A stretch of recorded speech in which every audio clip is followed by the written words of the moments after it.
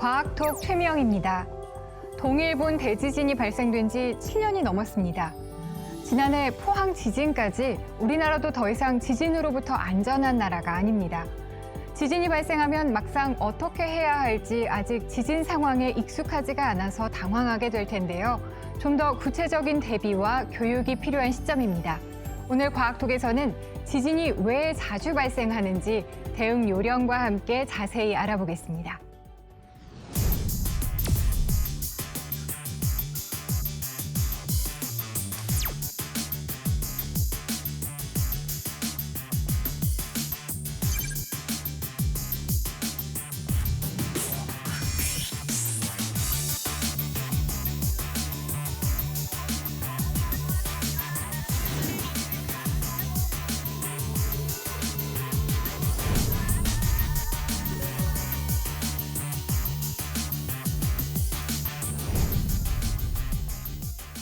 우리나라에도 꾸준히 지진이 발생하고 있는데요. 이제 지진이 남의 일이 아닌 것 같습니다. 지진은 어떻게 발생되는 건지 원리를 알고 싶습니다. 제가 왜 지진이 어떻게 일어나는지 우리가 일상에서 흔히 볼 수 있는 이 플라스틱 자를 이용해 가지고 쉽게 설명드려 보겠습니다. 제가 양쪽에서 힘을 가하게 되면 이 플라스틱 자는 이와 같이 휘어지게 됩니다. 이 휘어진 상태는 제가 가한 힘이 이 자가 변형되면서 이 내부에 축적돼 있기 때문에 그렇습니다. 이와 같은 성질을 탄성이라고 하고 제가 손을 놓게 되면은 이 자는 원래 자리로 돌아가게 됩니다. 그렇지만 제가 이거를 갖다가 계속 눌러가지고 힘을 가하게 되면 어느 순간에 이게 딱 하고 부러지면서 파괴가 일어납니다. 그때 여러분들이 귀에 딱 하고 듣는 소리는 방금 말씀드렸던 이 안에 축적되어 있던 에너지가 파괴될 때 음파라는 파동으로 바뀌어가지고 여러분들 귀에 전달되는 현상입니다. 마찬가지로 우리가 살고 있는 지구도 지각이라는 얇은 껍데기가 약 15개 정도 되는 큰 지각판으로 구성이 되어 있고 그거는 내부 멘틀 움직임에 의해 가지고 서로 상대적으로 움직이면서 어느 곳에서는 부딪히고 어느 곳에서는 서로 멀어지기도 합니다. 이와 같이 부딪히는 곳에서는 방금 말씀드린 바와 같이 암석이 어떤 탄성 한계를 넘게 되면은 급격하게 파괴가 일어나면서 그때 에너지가 지진파 형태로 변환돼 가지고 지표상에 도달하게 되는데요. 그거를 우리가 지진이라고 부르고 있습니다.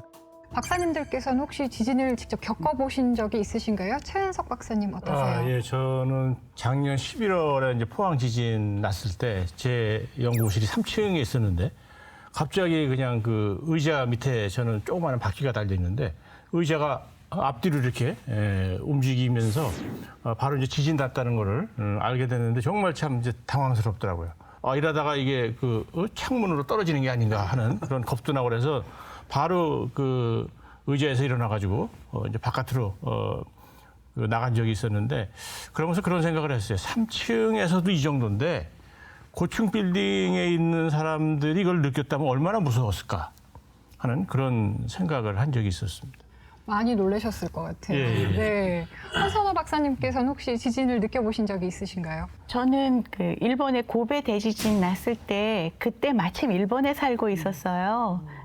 고베에는 안 살았지만 바로 근처에 이제 오사카라는 곳에 살았는데 그때 진도가 오사카가 4.5였고요.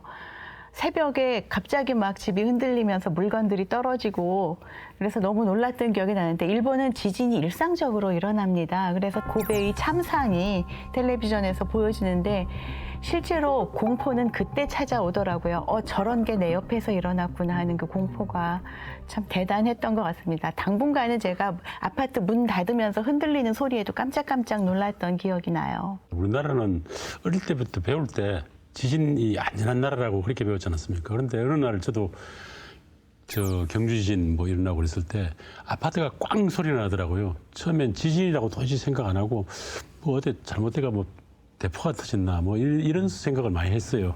근데 나중에 이제 지진이라는 이야기를 듣고 야 이게 정말 굉장히 무서운구나. 굉장히 포항하고 내가 대전에 사는데 거리가 굉장히 많이 떨어져 있는데도 이 정도 같으면 그 포항에 있는 분들은 어떨까 하는 생각이 많이 들더라고요.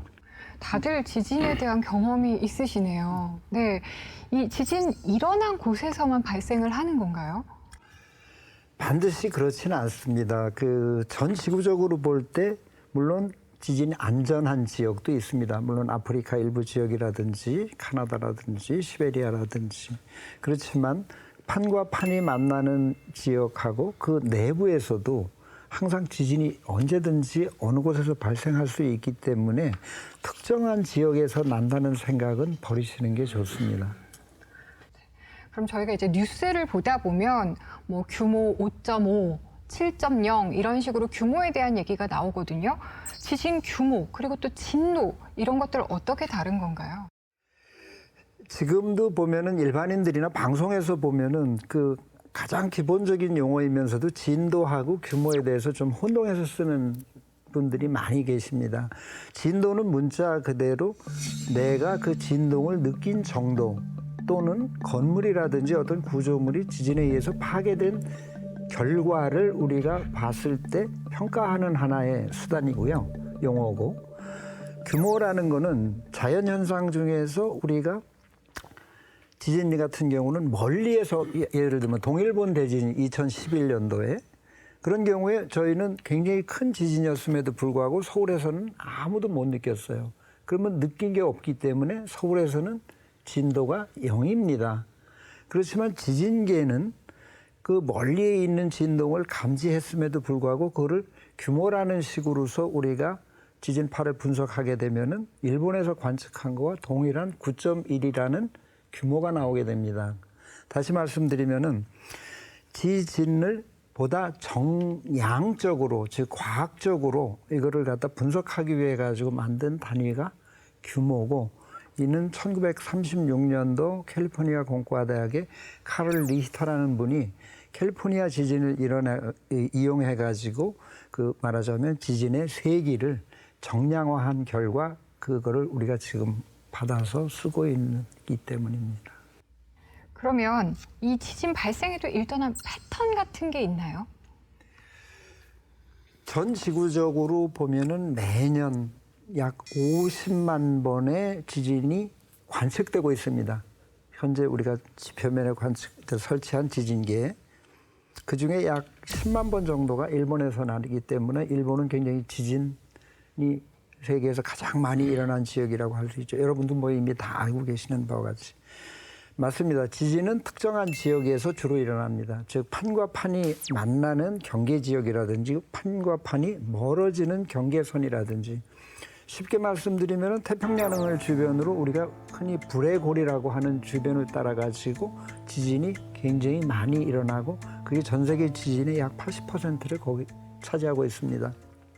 이와 같이 큰 규모에서 보면은 특정한 지역을 따라가지고 많이 발생을 하는데요. 그거를 좁은 지역으로 국한해서 즉 우리나라와 같이 한정해가지고 보면은 어떤 특정한 곳에서 지진이 난다고 말하기는 좀 어렵습니다. 근데 이제 최근에 그 보도를 보면은 전보다는 상당히 그 큰 지진이 그 많이 난다는 이런 생각이 들거든요. 네. 이 관측 기계가 발전이 되고 커뮤니케이션이라든지 통신 같은 것들이 이제 이게 많아져서 그런 건지 아니면은 실제로도 많이 발생이 되고 있는 건지 그 부분도 상당히 좀 궁금합니다. 미국 지질조사소에 가장 많이 일반인들로부터 들어오는 질문 중에 하나가 왜 지진이 자꾸 증가하느냐. 그렇지만 과학적으로 관측 결과를 통계적으로 분석해 보면은 아직까지 증가한다는 증거는 찾지 못했습니다. 지금 말씀하셨듯이 지진 관측계가 점점 더 정밀해지고 또 통신이 발달하고 모든 정보가 지금은 굉장히 빨리 전파되지 않습니까? 그러다 보니까 우리가 느끼는 것이 지진이 굉장히 자주 일어나는구나 이런 생각을 갖게 되는 겁니다. 예를 들면 우리나라에서 매년 일어나는 지진은 기상청이 이제 그 지진 관측을 담당하고 있는데요. 매년 약 42회 정도 지진이 발생합니다. 이 42회라는 건 큰 숫자 같지만 지진 규모가 2 이상인 숫자를 말하는 건데요. 과거에는 이게 평균적으로 즉 아날로그 관측소가 우리 한반도 내륙 대도시에만 분포했을 때 그 당시에는 96년도까지는 약 13개 정도가 가동되고 있었고요. 99년도부터 장비 현대화 교육에 의해 가지고 디지털 형태의 최신형 지진계로 바뀌고 컴퓨터에 의한 분석 시스템을 도입한 뒤로는 훨씬 더 지진 발생 빈도가 높아졌습니다. 그걸 평균적으로 내보면은 99년 이전에는 연간 약 19회 정도 발생을 했는데 그 이후로는 약 68회 정도 발생해가지고 비율로는 약 3.5배 정도 지진 발생이 증가한 거로 되어 있습니다. 그건 방금 지적하셨듯이 지진 관측망이 조밀해지고 통신이 발달하고 또 분석 그 시스템이 그보다 정밀해지면서 나온 결과로 이해하는 게 맞을 것 같습니다. 그럼 지진이 몇백 년 전에도 있었던 거잖아요. 그러면 그 옛날 사람들은 지진을 어떻게 인식했을까요? 그때는 아까 말씀드린 진도라는 개념을 떠올리시면 좋을 것 같습니다. 옛날에도 사람들이 살면서 외부에서 오는 진동을 느끼고 또 자기가 사는 집이 파손되고 하는 거를 보고서 지진이 일어났다는 거를 느꼈습니다. 그렇지만 그 당시에는 지금과 같은 과학적으로 지진이 일어난다는 생각을 갖기보다는 유럽 같은 경우는 이제 종교적인 영향으로 인해 가지고 다른 태풍이라든지 여타 자연재해와 마찬가지로 분노한 신이 그 인간에 내리는 징벌이다. 이렇게 이제 많은 사람들이 유럽에서는 생각을 했고요. 우리 이웃나라 중국에서는 한나라 때 장형이라는 굉장히 유명한 천문학자면서 기계공학자가 있었습니다. 그분이 세계 최초의 지진계라고 할 수 있는 거를 만들었는데요. 그걸 이름을 뭐라고 붙였느냐면은 후풍지동의라고 했습니다. 후풍지동의. 그거를 그대로 해석해 보면은 바람에 의해 가지고 땅이 흔들리는 방향을 측정하는 기계다 그런 뜻입니다. 말하자면 그분도 과학적으로 어떤 그 지진을 측정할 수 있는 장비를 개발했음에도 불구하고 지진은 멀리에서 일어나는 바람에 의한 진동이다 이렇게 이해를 했습니다. 또 가까운 세계에서 가장 지진이 많이 일어나는 일본에서는 일본 민화 우에요기에 자주 등장하듯이 커다란 메기가 연못에서 요동을 칠 때 지진이 일어난다. 이렇게 많이 생각을 했었습니다.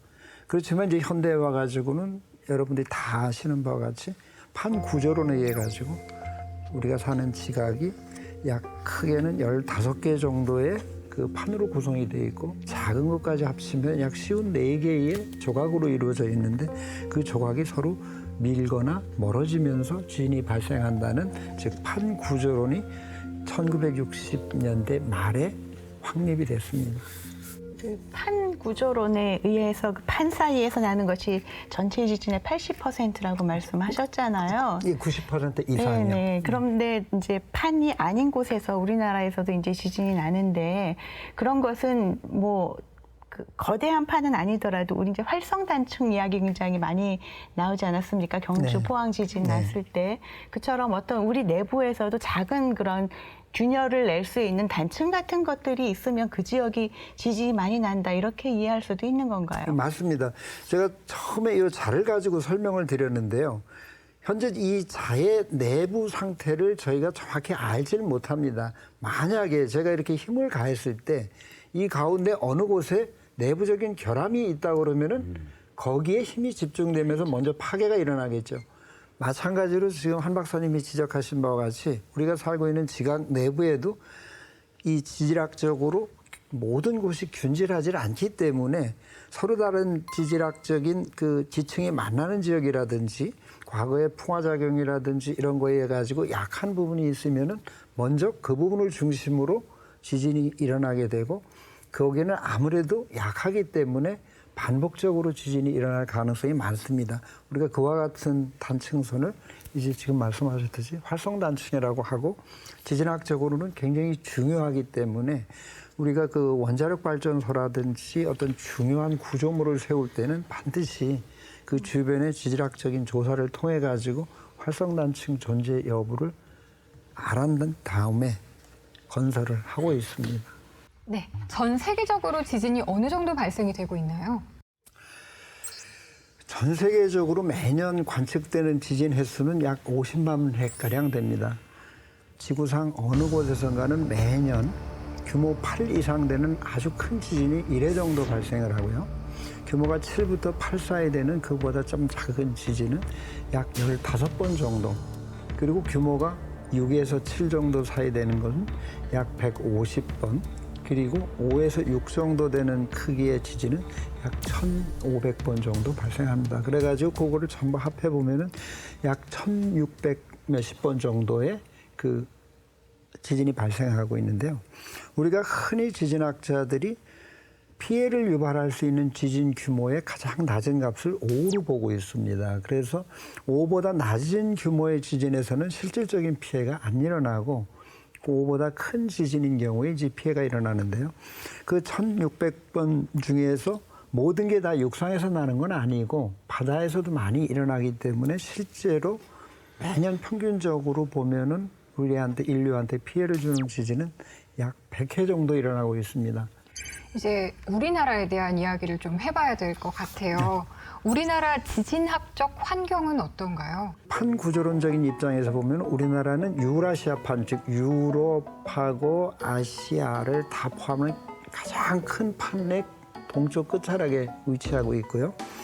일본하고 우리나라를 중심으로 보면은 그 밑에 필리핀판, 또 그 오른쪽에 커다란 또 해양판인 태평양판, 그리고 일본 홋카이도를 중심으로 해가지고 카나다, 미국으로 연결이 되는 북미판하고 4개 판이 일본을 중심으로 만나서 서로 밀고 있습니다. 우리가 속해 있는 그 유라시아판은 약 동방향으로 매년 약 2cm 정도씩 일본을 향해 가지고 움직이고 있고, 그와 대칭선상에 있는 태평양판은 약 8cm 정도, 1년에 8cm 정도의 속도로 일본 열도를 밀고 있습니다. 또 그 왼쪽에 있는 필리핀판은 약 4에서 6cm 정도의 속도로 북쪽으로 밀면서 그 세 지점이 만나는 지역이 바로 일본이 되겠습니다. 그래서 그때 충돌에 의한 모든 그 에너지들은 일본에서 지진을 일으키면서 대부분이 소멸이 되고, 여전히 남아있는 에너지 일부가 우리나라라든지 중국이라든지 이런 내륙에 위치한 곳에 약간씩 축적이 되고 있고, 그 축적된 힘이 어느 순간에 그 약한 곳을 따라가지고 파괴가 일어나면은 결국 우리나라에서도 지진이 일어나게 됩니다. 그럼 우리나라 역사에는 지진이 얼마나 일어났다고 기록이 돼 있나요? 1970년대에 원자력 발전소를 건설하면서 그 당시에는 우리나라에 지진계가 사실상 하나도 없고 지진 관측 기록이 남아있는 게 없었습니다.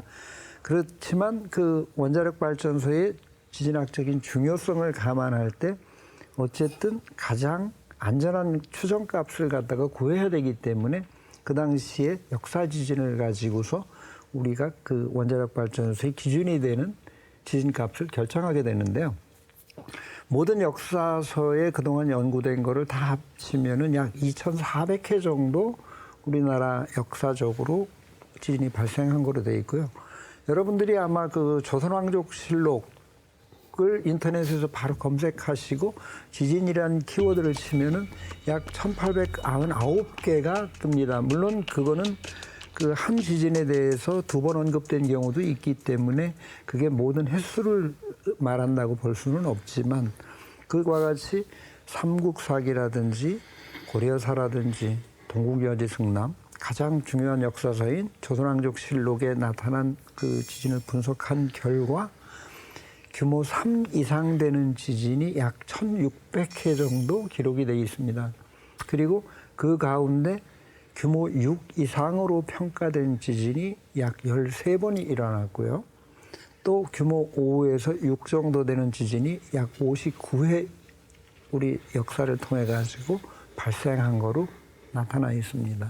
사실 정부에서는 이 지진에 대비해서 만드는 이 내진 설계, 내진 설계에 대해서는 지금 점차적으로 더 큰 지진에 대비해서 내진 설계도 강화를 하겠다라고 이렇게 하는 걸 보면 횟수는 변화가 없을지 모르지만 전보다는 더 큰 어떤 지진이 발생할 수 있는 가능성은 갈수록 더 높아지는 게 아니냐, 이렇게 예측을 하기 때문에 그 내진 설계도 이렇게 강화하는 것 같은데 그 부분에 대해서는 어떻게 생각하세요?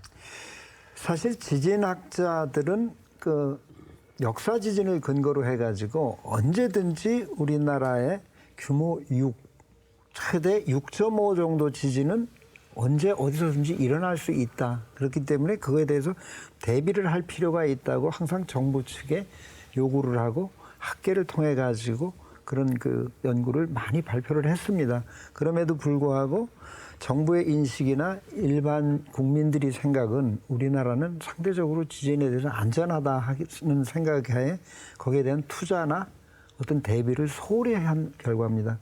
그렇지만 점점 그 사회가 복잡해지고 또 국민 소득이 올라감에 따라 가지고 그렇게 되면 자연스럽게 안전에 대한 욕구가 훨씬 더 높아지게 되거든요.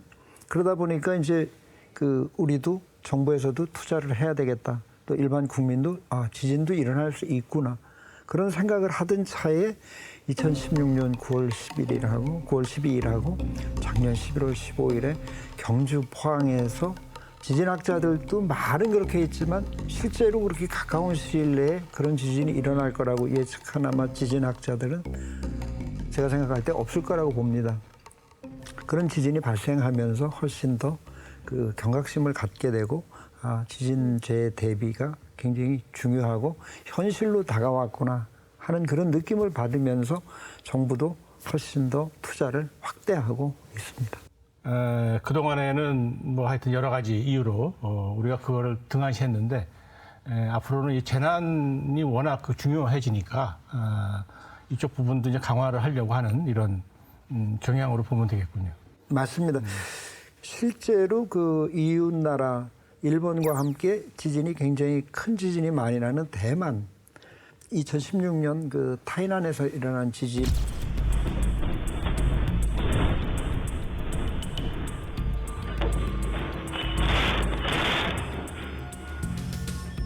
잔해를 보면은 그 기둥이라든지 벽면 사이에 건축 쓰레기들 말하자면 빈 깡통이라든지 이런 것들로 채워져 있는 사진이 인터넷에 올라오면서 굉장히 그 화제가 됐던 적이 있습니다. 문제는 재난에 대비할 때 그런 식으로 그 부실공사라든지 어떤 그걸 통해서 부당한 이득을 취하는 사람들이 있을 때는 아무리 투자를 많이 해도 우리가 안전한 사회를 만들기는 좀 어려울 것 같습니다. 지진하면 보통 이제 방송에 나올 때 2타 규모 얼마라는 거 나오고 그다음에 진앙이 뭐 어느 지역 10km다 뭐 이러는데 진앙이라는 걸 정확하게 좀 알려주면 좋을 것 같아요. 네, 굉장히 쉬운 용어면서 마찬가지로 규모, 진도 혼동하듯이 진앙하고 진원도 많은 분들이 그 혼동을 하시는데요. 진원은 정확하게는 지진원입니다. 지진이 원래 일어난 곳. 그래서 그 지표면에서부터 10km든 15km든 저희 나라 같은 경우 약 10km하고 15km 사이에서 주로 지진이 발생하는데요. 그 실제 지진이 일어난 점, 즉 암석의 파괴가 시작된 지점을 진원이라고 하고 그거의 지표상의 투영점을 진앙이라고 합니다. 그래서 진원지하고 진앙지하고는 그런 그 깊이가 고려가 돼 있느냐 아니면 단순히 지표상의 지점이냐에 따라 가지고 이게 달라지게 되고요. 그 규모는 조금 전에 그 리히터 말씀하셨듯이 그 1936년도 그 캘리포니아 공과대학의 그 찰스 리히터라는 분이 캘리포니아 지진을 이용해 가지고 이걸 좀 더 과학적으로 정량적으로 연구하기 위해서 뭐가 필요한가 이런 연구 결과 나온 게 규모라는 그 감색 공식입니다. 실제는 이렇게 되면은 지진이 거리하고 상관없이 과학적으로 쓸 수 있는 일정한 값을 낼 수가 있는데요. 그러다 보니까 그 이후로는 우리가 규모, 즉 리히터 규모 또는 그거를 지역 규모 또는 국지 규모라고 합니다. 왜냐하면은 그거는 거리가 멀어지면은 오차가 크게 발생하기 때문에 우리나라 같이 한정된 지역에서는만 쓰고 그 원거리 지진에 대해서는 전체 지진 에너지를 가지고 또 다른 즉 에너지 규모 또 모멘트 규모라고 하는 다른 그 규모식을 사용하고 있습니다. 그럼 동일본 대지진 이런 것처럼 대지진이라는 말을 쓰잖아요. 이거는 기준이 있는 건가요? 그거는 이제 우리가 흔히 그 기준은 없는데요. 저희가 이제 그 규모가 2보다 작은 지진은 지진학적으로 그 지구과학을 연구하기 위한 데만 소용이 되고 재난이라는 측면에서는 굉장히 무의미한, 그리고 아까 말씀드렸듯이 지진이 실제 재해로서 어떤 피해를 유발하는 한계는 규모가 5 정도 되고요. 우리가 6 이상 되는 지진을 강진, 강한 지진이다. 또 그리고 8 정도 이상 되는 거는 우리가 말씀드렸듯이 대지진, 즉 메가스로스트, 또 메가라는 말을 앞에다 붙이기도 하는데요. 그렇게 해서 굉장히 큰 지진. 근데 이제 저희가 전 지구적으로 보면은 그런 지진이 큰 규모가 그 큰 지진이 1960년도 5월 달에 칠레 앞바다에서 일어난 지진이 가장 커가지고 규모가 9.5였고요. 그리고 그 다음에 64년도에 그 알래스카에서 일어난 지진, 그때는 굉장히 넓은 지역이 전체에 지각 변동을 일으킬 만큼 굉장히 규모가 컸었고, 지금 말씀하신 동일본 대지진, 또 2004년도에 인도네시아 지진, 그리고 또 50년대에 그 캄차카 반도에서 또 규모 9.0 지진이 일어나가지고 적이 있습니다. 그런 거를 이제 우리가 대지진이라고 분류를 하죠. 작년 11월 달에 그 포항 지진이 생겼을 때 막 의자가 이렇게 흔들리고, 근데 그런 거에 대한 어떤 그 교육이라든지 훈련이 전혀 없어가지고 상당히 참 고민을 했던 적이 있었는데, 좋은 방법 좀 한번 알려주시죠. 지진이 일어나게 되면은 절대 실내에 있을 경우에 나가시려고 하지 말고 드롭, 즉 어떤 형태로든지 숙이고, 왜 그러냐면은 건물이 움직이면서 이게 현기증이 일어나고 해가지고 심하지 않더라도 그 자체로서 넘어지거나 어디 부딪힐 수가 있기 때문에 일단은 웅크려가지고 몸을 낮추고, 그 다음에 그 커버, 즉 책상이 됐든 뭐 다른 뭐가 됐든 튼튼한 물체가 됐든 그거를 일단 머리를 보호하고, 그 다음에 홀드, 일단 지진을 느끼시게 되면은 머리를 보호하고 일단 자세를 낮추고 책상이라든지 침대라든지 어떤 다른 그 보호할 수 있는 데로 들어가서 꽉 잡고 계시는 게 좋습니다. 피해를 최소화하려면 사실 대응 시스템 같은 것도 중요할 것 같은데요. 맞습니다. 아마 이번 작년 그 11월 15일 포항 지진 때 아마 재밌는 걸 경험하신 분들이 많을 거예요. 제 휴대전화에 재난 문자가 뜬 거하고 제가 실제 지진을 느낀 거하고 약 7, 8초 정도 차이가 있었습니다. 무슨 말씀이냐면은 재난 문자가 떠가지고 포항에서 지진 발생하고 제가 그걸 읽고서 아 지진 났구나 하고서 저희 이제 그 지진연구센터의 상황실로 막 내려가려고 일어서는데 그때 이제 좀 하신 바와 같이 책상이 막 움직이면서 지진파가 왔습니다. 이거는 현재 저희가 개발하고 있는 지진 조기 경보 시스템이 포항에서 지진이 발생하자마자 바로 저희 시스템은 약 6.5초 만에 그 결과를 내주고 바로 그걸 그 기상청에 그 운영하는 그 조기 지진 경보 시스템과 연계해가지고 국민들한테 문자가 이게 전송된 거로 확인을 했는데요. 6.5초 만에 그걸 하기 때문에 오히려 대전 같은 경우 지진파보다도 더 먼저 문자 메시지를 받을 수 있었습니다. 이게 이제 조기 지진 경보 시스템이라 하는 거는 지진을 예측할 수 있으면 가장 좋을 텐데 현재까지 지진을 예측할 수 있는 방법은 없습니다. 여기서 과학기술이 발달하지 않아서가 아니고 저희가 땅에 관한 정보를 너무 모르고 있기 때문입니다. 아까 제가 자를 이용해서 말씀을 드렸듯이 이 자가 어느 정도 균질한지 어디에 결함이 있는지를 모르듯이 우리가 발 디디고 있는 지각이 어느 부분이 어떤 지질학적인 조건을 가지고 있는지 어떤 구성 광물로 이루어져 있는지 이와 같은 정보를 다 모르기 때문에 어디에서 지진이 일어날지를 예측한다는 것은 실질적으로 불가능합니다. 그런 맥락에서 지진이 일어나게 되면 지진계에 가장 먼저 도달하는 여러분 잘 아시는 피파, 그 다음에 일정한 시간이 지나서 도달하는 S파.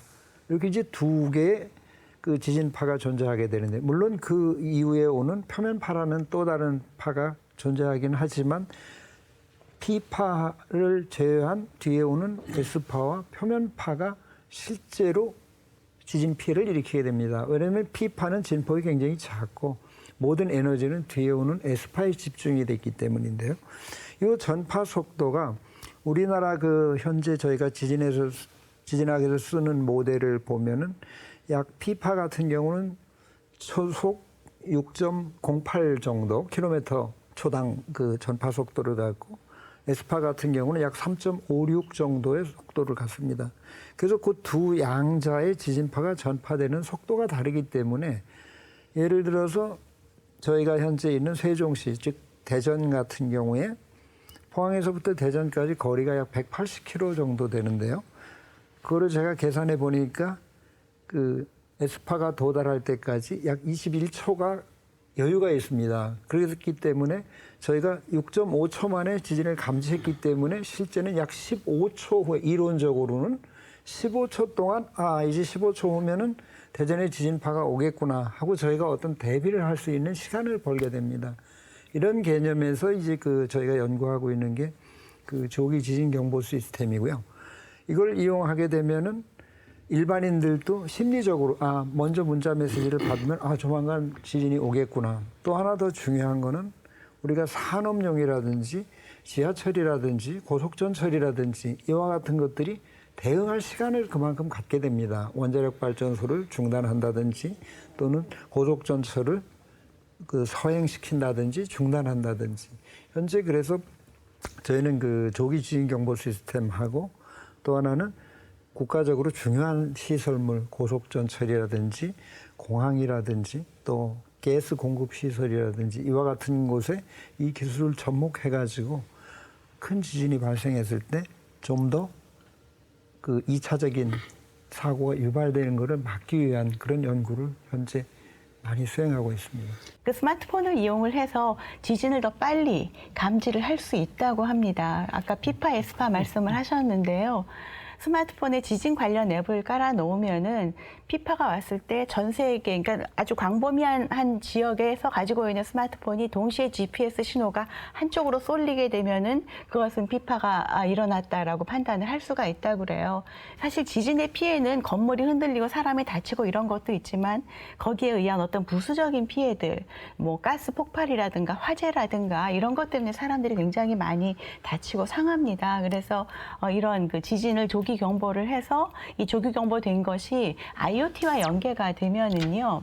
그러니까 그 자동문을 미리 열어놓는다든가, 왜냐하면 그게 안 열리면 탈출을 못하니까 맞습니다. 열어놓는다든가, 가스를 차단하고 불을 끄고 이런 것들이 이제 자동으로 IoT 센서가 연결을 받아서 집안을 자동으로 잠그어주고 문은 열어주고 이런 일들을 하는 또 그런 연구와 시스템도 속속 개발되고 있다고 하니까 앞으로는 그래도 조금이라도 좀 지진에서 안전할 수 있는 환경이 만들어지지 않을까 생각해봐요. 그 미국 버클리 대학하고 도이치텔레콤 즉 독일 통신회사하고 해가지고 방금 말씀드린 그 마이쉐이크라는 그 안드로이드 그 애플리케이션을 만들어 가지고 현재 그 테스트 중에 있습니다. 근데 이제 아직까지도 그 문제는 스마트폰이 가지고 있는 그 가속도 센서와 통신 기능 또 거기에 지금 AI를 접목해가지고 빨리 그 지진을 식별하는. 근데 우리가 항상 휴대폰을 휴대하고 있지 이렇게 어떤 그 바닥에다 항상 놓고 있는 경우가 그렇게 많지는 않기 때문에 아직까지는 굉장히 큰 지진만 이렇게 근처에서 일어났을 때 그 감지가 되게 가지고 아직 그렇게 크게 실용성은 없는데 말씀하신 것과 같이 좀 더 이게 발전한다면은 AI에 의해서 약한 지진이 휴대폰을 문자 그대로 휴대하고 있을 때도 감지할 수 있다 그러면은 굉장히 효율적인 지진 그 조기 경보 장치가 될 겁니다. 네, 오늘 저희가 지진을 어떻게 대비할 것인가에 대해서 다양한 이야기를 나눠봤는데요. 오늘 최현석 박사님 녹화 어떠셨나요? 오늘 이 지진 전문가를 이렇게 모시고 이야기를 들어보니까 지진이 뭐 옛날보다 더 많이 한다든지 뭐 이런 것 때문에 우리가 공연히 공포심을 가질 필요는 없겠다 하는 그런 생각이 들었고요. 그렇지만 어떻든 우리나라에서도 큰 지진이 계속 일어날 수가 있기 때문에 여러 가지 교육이라든지 대비에 대해서는 좀 더 신경을 써야 되겠다 하는 이런 좋은 공부가 됐습니다. 저는 우리나라에 진도 6 이상의 지진이 13번이나 있었다는 게 정말 깜짝 놀랐어요. 한 번도 없었을 거다 생각을 했거든요. 그래서 우리도 이제 앞으로 지진이 언제 심한 지진이 올지 모르겠구나 하는 생각이 들고요. 옛날에야 그냥 지진 나면은 산 무너지고 나무 빠지고 그냥 지붕 좀 무너지고 말았겠지만 지금은 너무나 복잡한 구조물들이 많지 않습니까? 그래서 정말 대비를 잘해야겠다라는 생각이 들고 거기에 투자하는 것이 전혀 아까운 것이 아니라 그게 우리의 생명을 지키는 일이다라는 어떤 국민적인 공감대가 빨리 형성돼야겠다 그렇게 생각했습니다. 네, 오태광 박사님께서는 어떠셨나요? 예, 지진이 무서운 게 예측을 할 수 없기 때문에 무서운 것 같습니다. 근데 지금 뭐 경주나 포항 나왔을 때 단청이 뭐 양산 단청도 있다 뭐 이렇게 말하는데 우리도 좀 더 많은 연구를 해가지고 우리나라의 단청은 정말 정확하게 어디에 있고 어떻게 발생되고 또 어떤 힘에 들어오면 발생할 수 있는 이런 메커니즘 같은 게 좀 더 많은 연구가 돼야 될 것 같습니다. 마지막으로 한 말씀 부탁드릴게요. 네, 아마 그 포항 경주 지진을 계기로 우리 국민 여러분들도 지진 안전에 대해서 좀 더 다시 한번 되돌아보셨을 것 같은데요. 제가 이 자리를 빌려서 당부드리고 싶은 거는 정부에서는 현재 그 종합 지진 대책을 수립해가지고 현재 그걸 연차적으로 시행할 계획으로 있고 방금 오 박사님이 말씀하신 것처럼 그 지질학적인 조사도 지금 많이 병행을 해나가고 있습니다. 다만 안타까운 것은 법적으로 내진 설계가 의무화되어 있는 시설물이 31개가 있습니다. 그 중에는 뭐 공항이라든지 정부 시설물이라든지 또 학교라든지 여러 가지가 있는데요. 그 중에 가장 내진 설계가 안 되어 있는 게 불행하게도 학교입니다. 학교가 제가 2016년 기준으로 약 23% 정도만 내진 설계가 되어 있는 거로 이해를 하고 있는데요. 이런 맥락에서 좀 더 정부가 과감하게 학교 시설에 대해서는 더더욱 지진 대비책을 세워주셨으면 하는 바람입니다. 네, 오늘 내용 말씀 감사합니다. 과학과 국민이 소통하는 시간 과학톡이었습니다. 시청해주신 여러분 고맙습니다.